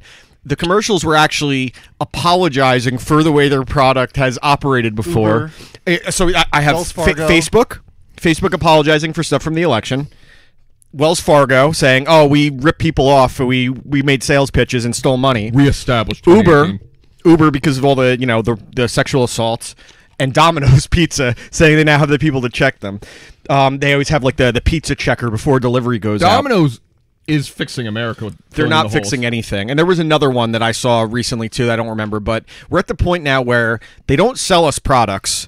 They sell you, we're going to try not to fuck up again, which really made me laugh because it's probably going to work because people are like, "Oh, well, Wells Fargo ripped off hundreds of millions of dollars from these people," but they said it's not going to happen again because they took away sales goals. Why the fuck did a bank have a sales goal in the first place? Well, why were they establishing fake accounts under people and then charging them like Yeah. crazy levels of it? Like it Shouldn't they be out of business like Wells Fargo in I'm theory? part of that Obviously- class action lawsuit. They did that to me. Yeah, it's messed up. By the way, all my money is not in Wells Fargo. I'm glad if it was, I would. Oh, what's your instantly take routing it out. number and bank account number so we can figure it out? It's a bunch of numbers and letters. There's like a There's 9 no letters in those banking account. There's like 4 letters in there. I think she told me there's a bunch of letters. So. She gave you fake information so you don't. So I want know. to see if this is going to be like a trend where all these companies, like, because soon it's going to be Twitter apologizing for things and Instagram and every other. Once more people get screwed over, they're not going to sell you products anymore. And I mean, it does help that brand establishment means a lot of these companies will never go out of business. No, I know of course, they're too big. I don't want to eat anything else, but people like say, "Oh, ESPN's going to go under." They're not going to go under until there's a clear number 2. The WWE won't go under until there's a clear number 2. All these things, unless there is a sufficient replacement, it won't happen. It just doesn't happen like that. Well, so FIFA, the same thing. yeah, it's exactly. NCAA. Until there's something that can actually come in its place, like people, they look at the NFL's ratings. I'm like, yeah, they're still number 1. The Walking Dead, their ratings are going down, but there's no one close to I them. actually think the NCAA. Nothing's there yet, but I think that's the most likely to go down. Well, all the corruption in the NCAA, it's a little bit different. And But I think it's going to be replaced by something worse. I think the big schools are the going to XFL. No, I'm not kidding. And the other one that He's got a scholarship. there's another football league that just got announced. The American from Football League, yeah, something from like that. Charlie Ebersol's son, who did the XFL documentary with Vince McMahon, and Vince is not happy about it. Isn't Oliver Luck He's head the of the CEO. XFL? Yeah, he's going to be running the operations of the XFL, which tells me it's going to be more legitimate than last time because the Luck family. Andrew Luck signs on. Oh my! Imagine they release him and he just goes to the XFL. That would I'd be be so that would happy. be like the biggest sports story of ever. That'd be Vince would pay him whatever he had to, I'm sure, but I still can't pay as much as the NFL. No, we cannot. I have a bellyache now. Yeah, I don't feel good. Man, I'm really the other, feeling good now, and So- I got like maybe 2 hours of sleep last night, so I'm rolling. was that because of the wife or the baby? It's because of my own personal neuroses. Dude, I'm with you. Checking the baby over. He and watched over Jurassic again. Park last night. Oh yeah, I watched the Spit Right. No, I did not. I'm going to see Jurassic World 2 today. I know. so- Well, I'm excited to I see liked the people first do- Jurassic World. Me I thought it was with too. Chris Pratt. I thought it was But fun. you know what's so weird though, and you're probably way off topic here, is Colin Trevorrow's like career Oh. path from Safety Not Guaranteed to Jurassic World to It's supposed to do episode Yeah, 8. episode they got 9. fired from it. The Fire or from 9, episode 9. Then directing Book of Henry, being being one of the worst movies of all time. Yep. And now going to go back and do Jurassic World 3. Yep, and they're because they are doing a trilogy, so I'm going to be interested to see how they bridge The this. second one apparently ends on a very, very thing for the third from what I one. understand, and I I really read, I hope. read a spoiler for it because I can't see Jurassic World because of dinosaurs, so I have to read about it. You know what would suck if they ever had to Dinosaurs really if, scary. if they wanted They're to very remake scary. if they wanted to remake Jurassic Park, they would, and they wanted to be more scientifically accurate. The dinosaurs wouldn't be scary at all. Now that they know they had feathers and they look more like They'd birds. still be scary. I don't Birds are think they'd- scary. Birds are not scary. Birds- What dude, bird scares you? Okay, so the claw. here's the bird that scared me. The bird. Blue jay. So Alicia and I, a couple Yeah, they years eat ago, other a couple babies. years ago, Alicia and I are walking on the boardwalk in Atlantic City, having a good time. She's eating an ice cream cone. She was on a diet. I like what this is. She's on a diet because it was prior to our wedding. She was Okay. trying to lose some. Okay, yeah, So, wedding weight. So and she talked about all week about the bottom of the ice cream cone, the flat ice cream cone, not the Yeah, cone I know what you're part, talking about. But the little ice cream in there. It's delicious. It's delicious. The best thing in the part of the Yes, ice cream cone. I agree with that. So she's eating the ice cream cone. She's at the bottom of it. She's about to put it in her mouth. A seagull literally snatches it sight unseen, and like it was like a freaking ninja. And it took her ice cream, the best And part it of the took ice cream best- and cone. she's like, no, I don't want another part of the ice cream. I don't want another ice cream. So that's why you guys are scarred by birds now. Many other reasons why we're scarred. She also is very scared of geese. Geese are suck. assholes. They're very fucking much rude. assholes. But yeah, keep. So this is on the topic of the apology thing again. But did you hear about this? The Bird the- should apologize. The bird should apologize. Burger King in Russia having to apologize. Did you hear about this story?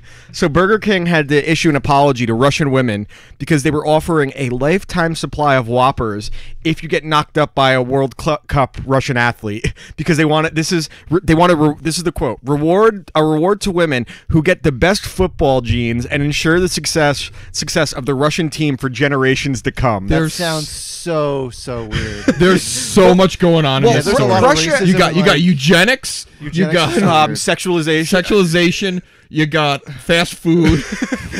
Probably some disease in there also, too. a lifetime of Whoppers, isn't that like not a good thing? No, it's a great thing. It's for him. shut your no, mouth. You want a lifetime supply of sourdough kings. Sourdough Kings are I haven't had top. one. They're delicious. So 10 out of 10. I mean, Russia in Russia, their advertisement is like 90% sexualized. So that doesn't surprise me. Yeah. But why would they think that this would not come back to bite them in the ass? Like Burger King has to understand that it's probably going to get to people that shouldn't know about this. If you keep that in like North Korea, we'd never find out about it. In Russia, we're going to find out about everything. if So- it was Burger Czar doing it, I don't think it would be that big of a deal. No. Like a what Russian if- company. But why shouldn't? If they wanted to be fair here, they should probably offer the lifetime supply of Whoppers to not just the woman but the Russian athlete because he has to raise a little bastard now To the or at least child. financially. That'll The- help the him child, grow in- yeah, that'll help him grow into the player. The child is born sponsored by Burger King. This is a good idea, actually. You're I- setting these kids up for life. I don't see the problem.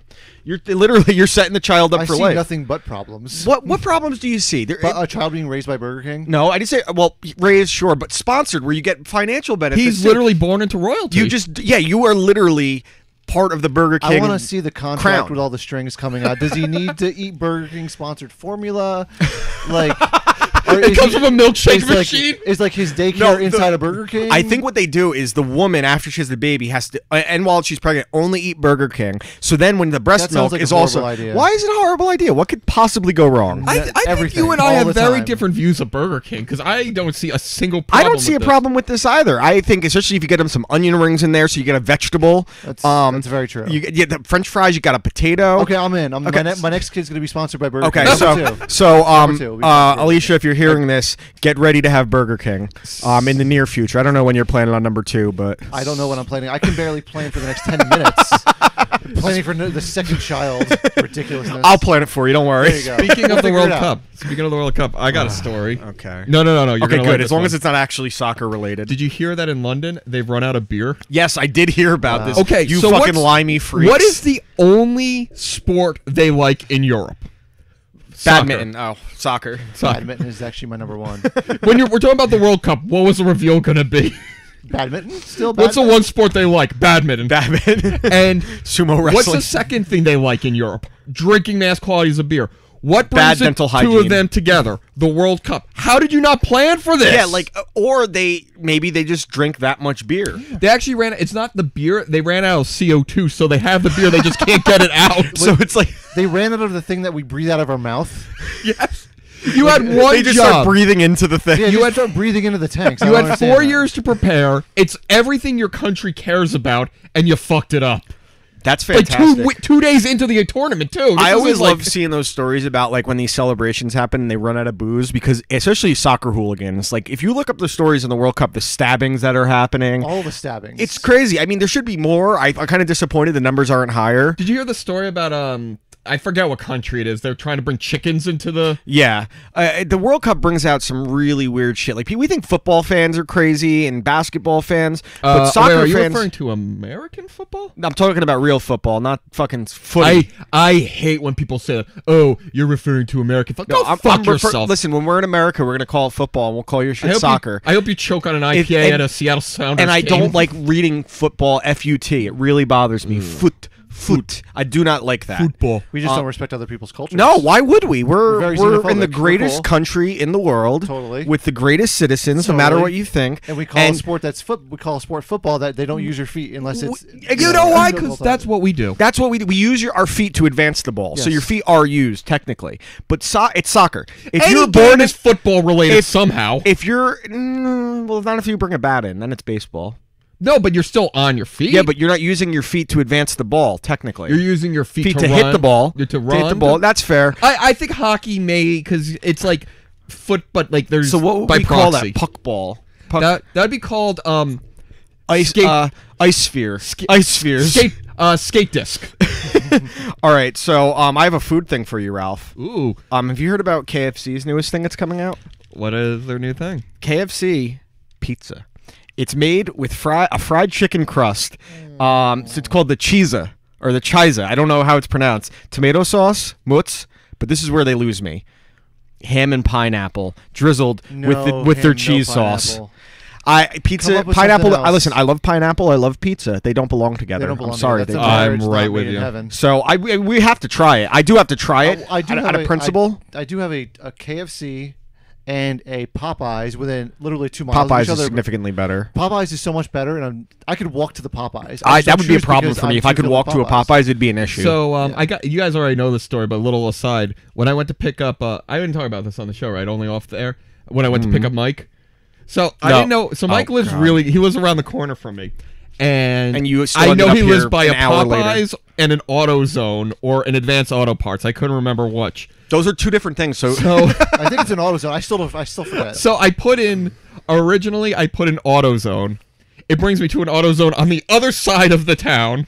this is like when we were trying to find Bobo at Dunkin' Donuts. So this is where you would think, let's text Mike. No, he may live by an Advanced Auto Parts, not an AutoZone. So I put that in. Nope, I go to another Advanced Auto Parts. So then I go to a Popeye's Chicken, because I know he lives by a Popeye's Chicken, and I go to a Popeye's Chicken in the Rockaway Mall, which is not where Mike lives.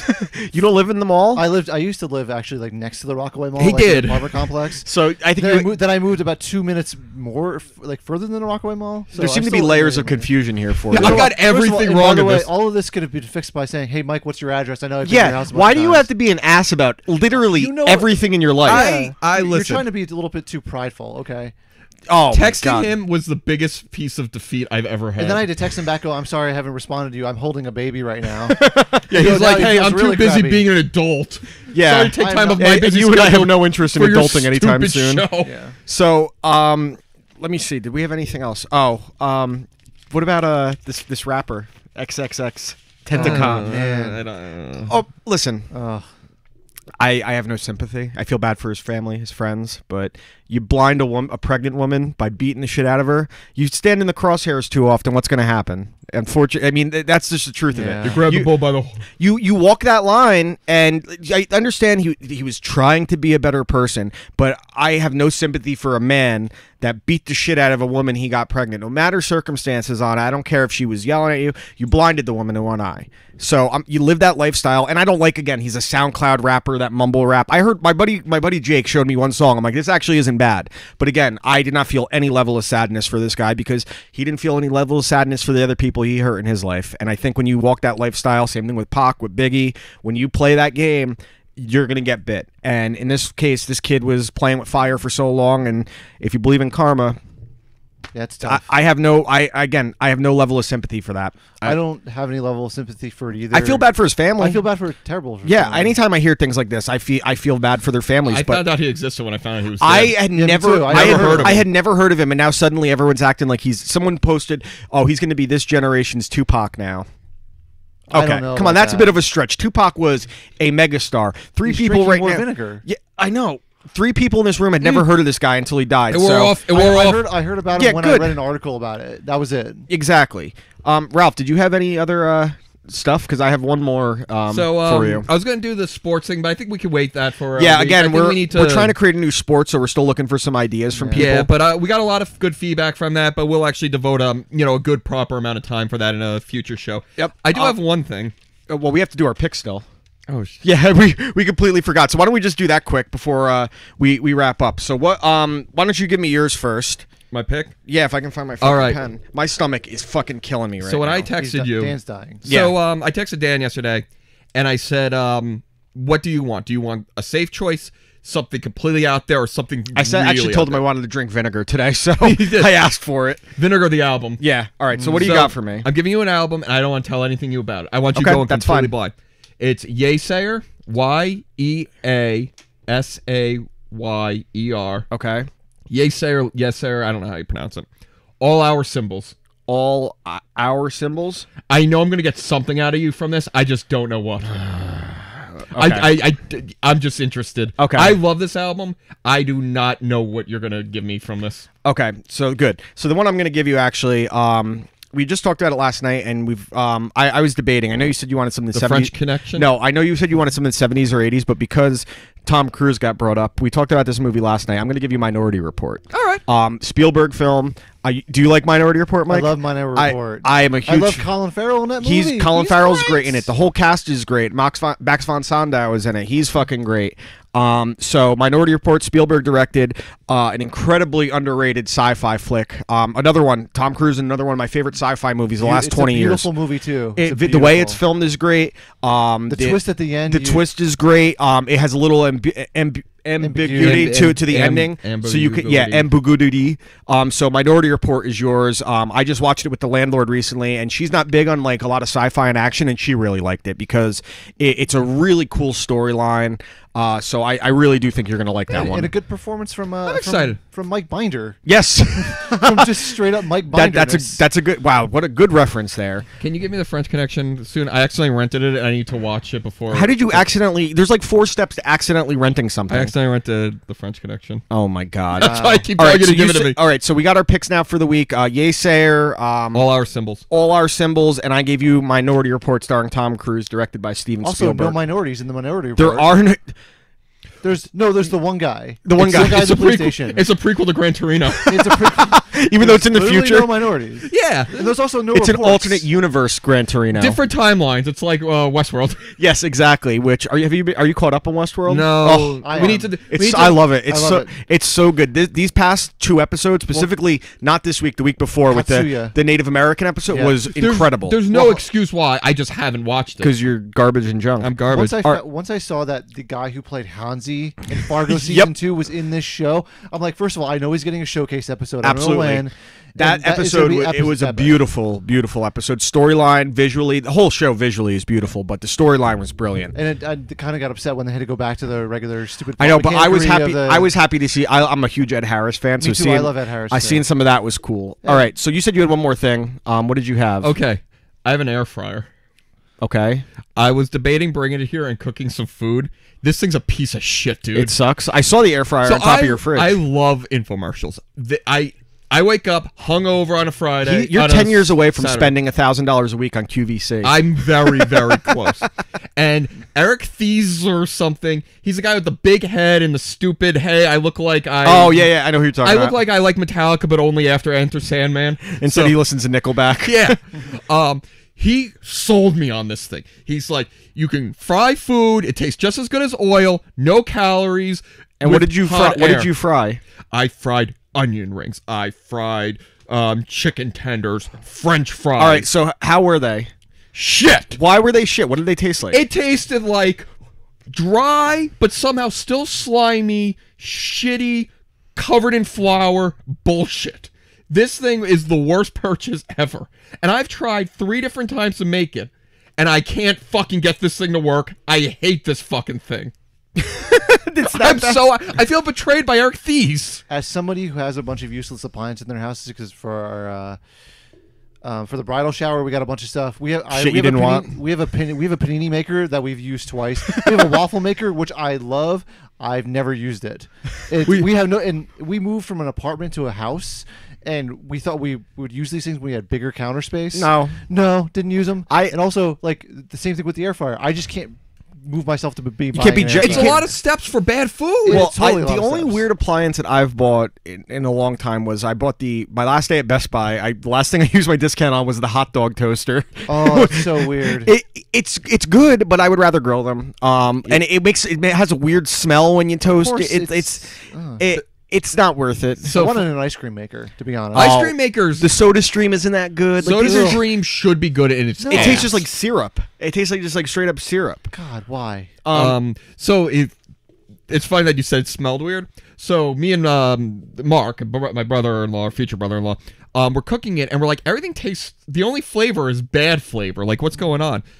There was this like laminated plastic piece of plastic covered piece of cardboard on the bottom we forgot to take out, and it was just releasing harmful chemicals into the food. You're just melting plastic and breathing it in. Yep. Maybe that's why it doesn't taste good. But when we took it out, the food tasted worse. I debated putting it back in to get some kind of flavor. So on the this food. thing, I do think that you should bring it in. We should try deep frying something weird. Can we eat the? No, we're not. The magic berries. I threw the magic berries out, and I hope an animal took them. Oh, that's a deep investment for Ralph. So the last thing I wanted to talk about before we get to our hot takes is, did you hear about these quote unquote fans that are petitioning and raising money? They've apparently raised $15 million to remake The Last Jedi because they hated it much. They literally they're trying they're trying to get over $200 million. I'm done with America. I'm fucking done. It's just a movie. I know, and it's just a movie. I fucking hate nerd culture. I know. Nerd culture. They literally they raised $15 million already to do this. And do they think that Disney is going to give them the licensing to remake a movie that is less than a year old? Do they think that Mark Hamill was going to sign on for it and Daisy Ridley? Why? And are they going to get Carrie Fisher? Like, what are you going to do? Like, to me, it is the most pathetic, like, look at me fucking thing you could do in nerd culture. But what happens when they don't get the movie? Do they get their money back?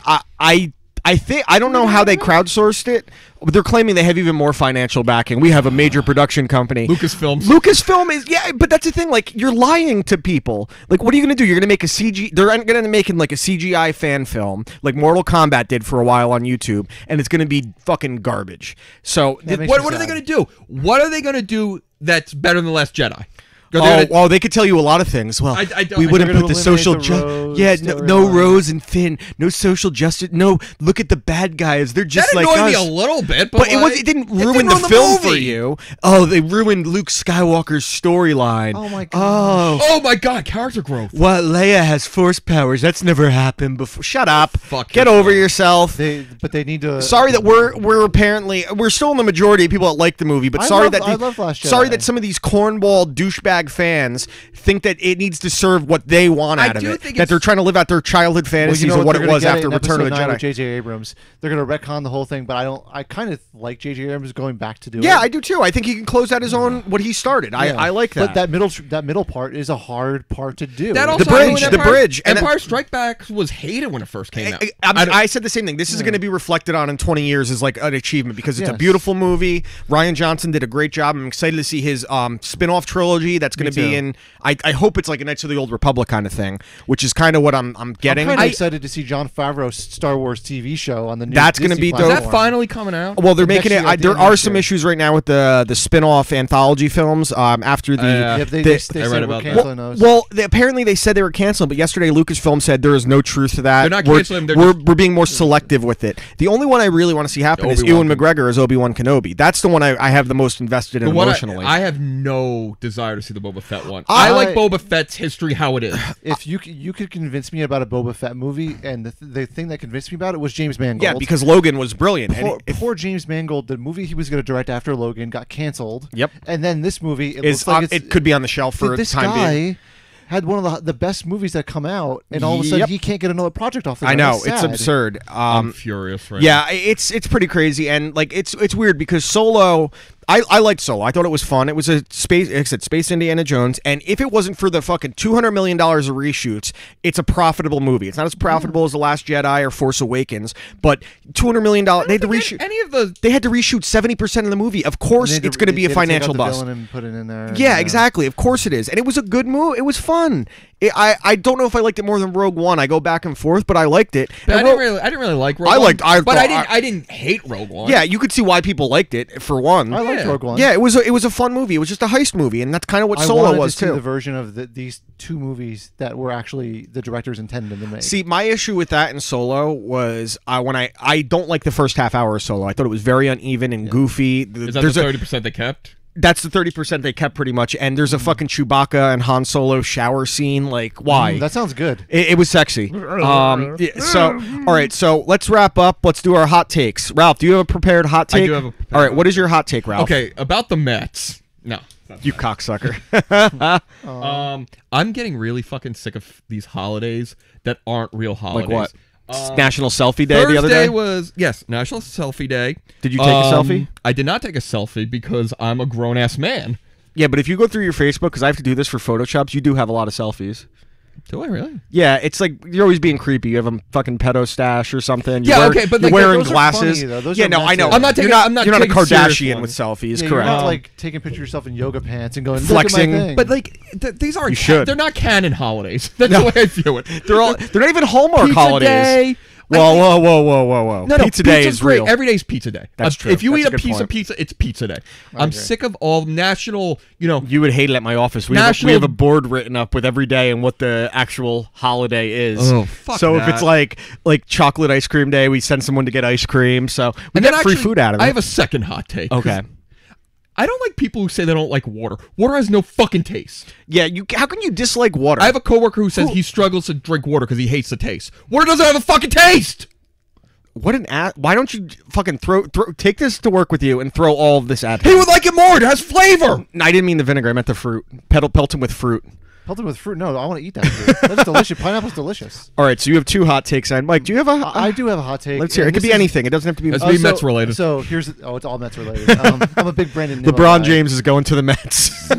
He'd make it the team better. Yeah, anything I was would. thinking about this. So I'm 4 months behind pretty much everything that's happened in the world. Okay. Because of Oh, there's a lot to tell there's you. a lot to tell you. So I was thinking about. Do you this- really like Anthony Bourdain? Because I have some news for you. I know. God, pretty much. How do you feel about children in cages? I don't like them, and I love Anthony Bourdain. He goes, I don't like them. I don't like children in cages. You shouldn't put children in cages. Oh, you said you don't like the children. You don't like the idea of children in cages. I don't like children or cages. He prefers his male children to be free roaming. I don't like them caged, but chained up is fine. Chained is totally a leash. Fine. So my hot take was I was thinking about this morning, and I was on the toilet because I was just trying to get that's 2 the minutes thinking away. space. And I was thinking the movie The Wedding Crashers. Yes, with Vince Vaughn and Owen Wilson. Yes. That movie you could not remake now because they'd be deemed as predators. Oh, absolutely. They're predators. The scene They're with literally predators. I just watched it recently too, and I never clicked going that. Out to people take would advantage definitely of these women. People would definitely be offended by it now, and that's a shame that you have to. You can't even parody properly now. You can't. And Wedding Crashers really is such a charming movie too, and it is really funny. That was peak Vince Vaughn and Owen Wilson with their they've been trying to recreate it with movies for decades I now. feel like Wedding Crashers started the wave of R-rated comedies. The Apatow kind of that thing. was the first 40-Year-Old Virgin. Then led to The Hangover. Honestly, you could even if you go back a little bit further, American Pie. Yep. Those movies were pretty big into that too. Comedies, the teen rated R movie. I think there's a big difference between those because those that was a teen R movie. Yeah, those are your college years. Yeah, this is your entry level job years. Yeah, Wedding Crashers came out around the same time as 40-Year-Old Virgin, and that kickstarted the whole Apatow thing, which all of those movies were huge. Forgetting Sarah Marshall, I Love You Man, Role Models, and Knocked Up. It happened at Will Ferrell's peak too. Yeah, and that's kind of where my hot take is. Wedding Crashers, despite it being a movie ostensibly what would be viewed now as 2 predators taking advantage of a bunch of women, correct, does have explores the dark undertone of that in the Will Ferrell stuff. Yeah, absolutely. And that to me sticks with me when me he's more going to than the funeral. When they do that whole somber scene where Owen Wilson is just staring and Will Ferrell's thrusting, yeah. So that's a good point. It's ahead of its time, but it shows that it does actually highlight that dark, this is what it could lead to kind of thing. Yeah, I mean, I wish they could have explored that a little personally, more. if it came out now and people were offended by it, I would say shut the fuck up. Yeah, Don't go see it. Don't go see it. I totally agree with that. And I'm not saying that I'm no, this is of how course, I view the Wedding but no, your Crashers. point. It's an observation of what our society's like now and how people would respond. I mean, I watch some of this old comedy and I see these things that people are that would never get away with now. No. Like old Don Rickles when out of Roast, he was busting on Sugar Ray Robinson about his lips. I'm like, yo, he would never get away with that now. I'm even watching things that are 5 or 6 years old. I'm rewatching Archer right now. There's early Archer episodes which would get. Oh, dude! I mean, there's early Curb Your Enthusiasm when he's wrestling women. Yeah, the Mighty Ducks they could not remake because there's a lot of violence against children. Absolutely. I mean, when you now you protect them, you put them in cages. Put them in cages. You put them in cages, chain them up, whatever. Yeah. So my next hot take is also movie related. And this is so we've talked recently about they're making live action Disney movies. Like they did the Jungle Book, which was awesome. They're making a second Jungle Book movie. They're doing the Lion King, and I just saw the trailer for a new Disney classic that is live action, and they did Dumbo. And I'm not even a huge Dumbo fan, but the thing that bothered me about this is the director, because I didn't even know who was directing it, and I saw the trailer and I knew instantly who was directing it. Scorsese. Tim Burton. Oh, and so guess what? It's dark and it's whimsical and it's a little goofy. Can we officially say that he is one of the most overrated filmmakers of all time? He has a great catalog early in his career, but there is a distinct line from where he went to great to terrible. There wasn't this decline. It was from great movies, from Edward Scissorhands, Ed Wood was great, Batman movies, Pee-wee's Big Adventure is awesome. Sleepy Hollow is the cutoff. I loved Sleepy Hollow with Johnny Depp and Christopher Walken. But Sleepy Hollow is okay. That's but it's still a Tim Burton movie. That's the first sign of cracks, I would say. Yeah, fair. Then he had one that was not dark in theme, but it was whimsical. Was Big Fish, and that got great. I did not like Big Fish. I like Big Fish. I'm a crude up guy. I'm a crude up. Okay, that's fair. I can understand why people don't like Big Fish. I do think it's a cool. That movie, was though. when I really started to pick up on the predictable filmmaking of Tim Burton. Yes, I mean, he had the Planet of the Apes remake, the Charlie and the Chocolate Factory, Sweeney Todd, which is one of my all-time hated movies. I believe he did Dark Shadows with Johnny Depp. Also, yes, he did the Alice in Wonderland movies. I like Big Eyes though. Big Eyes actually wasn't bad. That wasn't bad. Yeah. Emma Stone and Christoph Waltz. That wasn't bad. It tells a true story about how this woman and her husband, whatever, the woman was a painter. She painted these big iconic paintings that had really big eyes in them. And they were CGI'd Emma hugely- Stone's eyes up.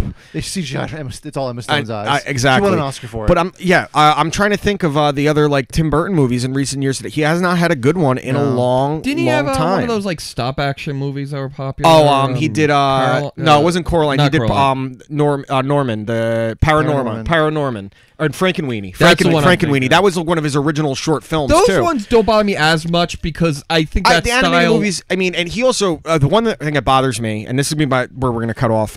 Tim Burton wise, is he gets credit for Nightmare Before Christmas. He was not. He didn't direct it. He helped write the early short story, but he did not write the script. Stop calling it a Tim Burton movie. It is not a Tim Burton movie. Like I said, I love his old stuff. I love Pee-wee's Big Adventure. I love Edward Scissorhands. I love Ed Wood. Mars Attacks. I love Mars Attacks. is one of my Mars favorite Attacks movies. rules. I have a question though.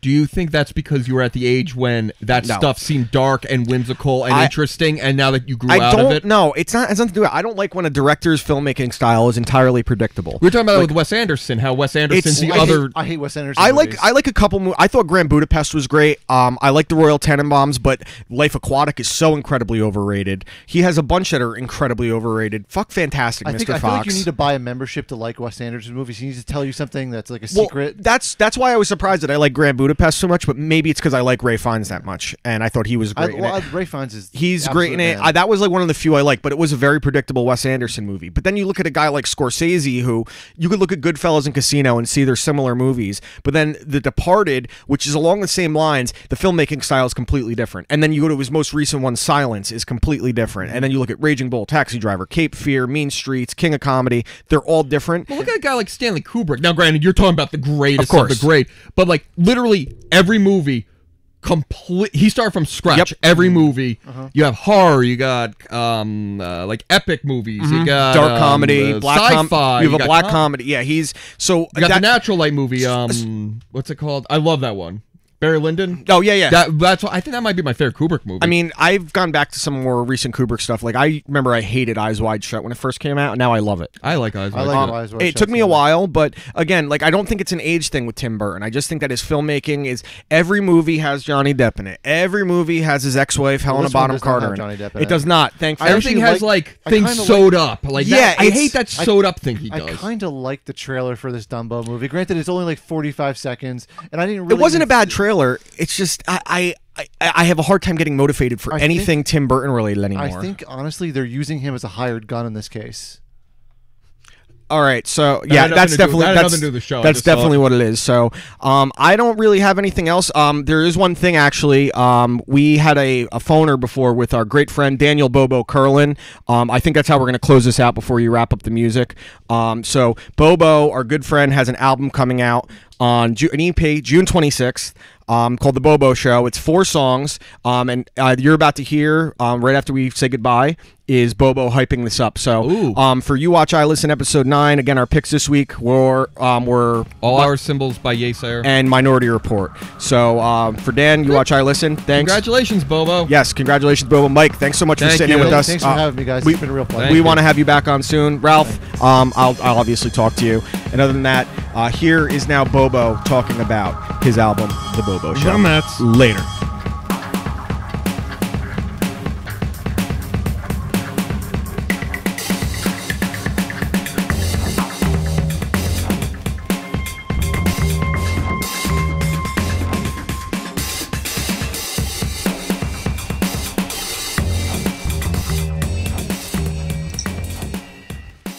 Hey, buddy, I thought we lost you there for a second.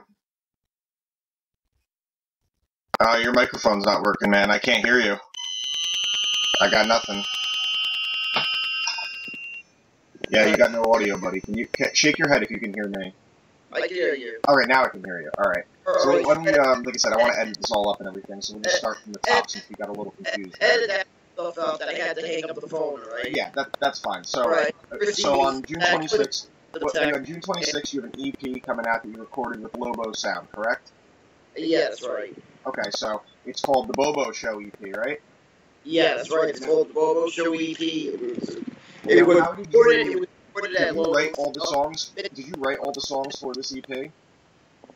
Yeah, we put together some songs. Okay, how much of it did you write personally, like lyrics or music, and did you play any instruments on it, the skin flute or anything? And any instruments on it. I kept some ideas for the songs. Can you play any instruments?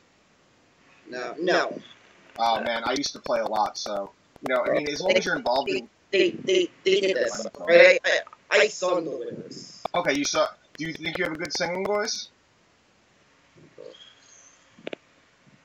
I don't know if I have a great singing voice, alright? Who's your favorite musical? Who's your favorite musical actor band? I don't know if I have really one specific favorite. Who's someone you really like?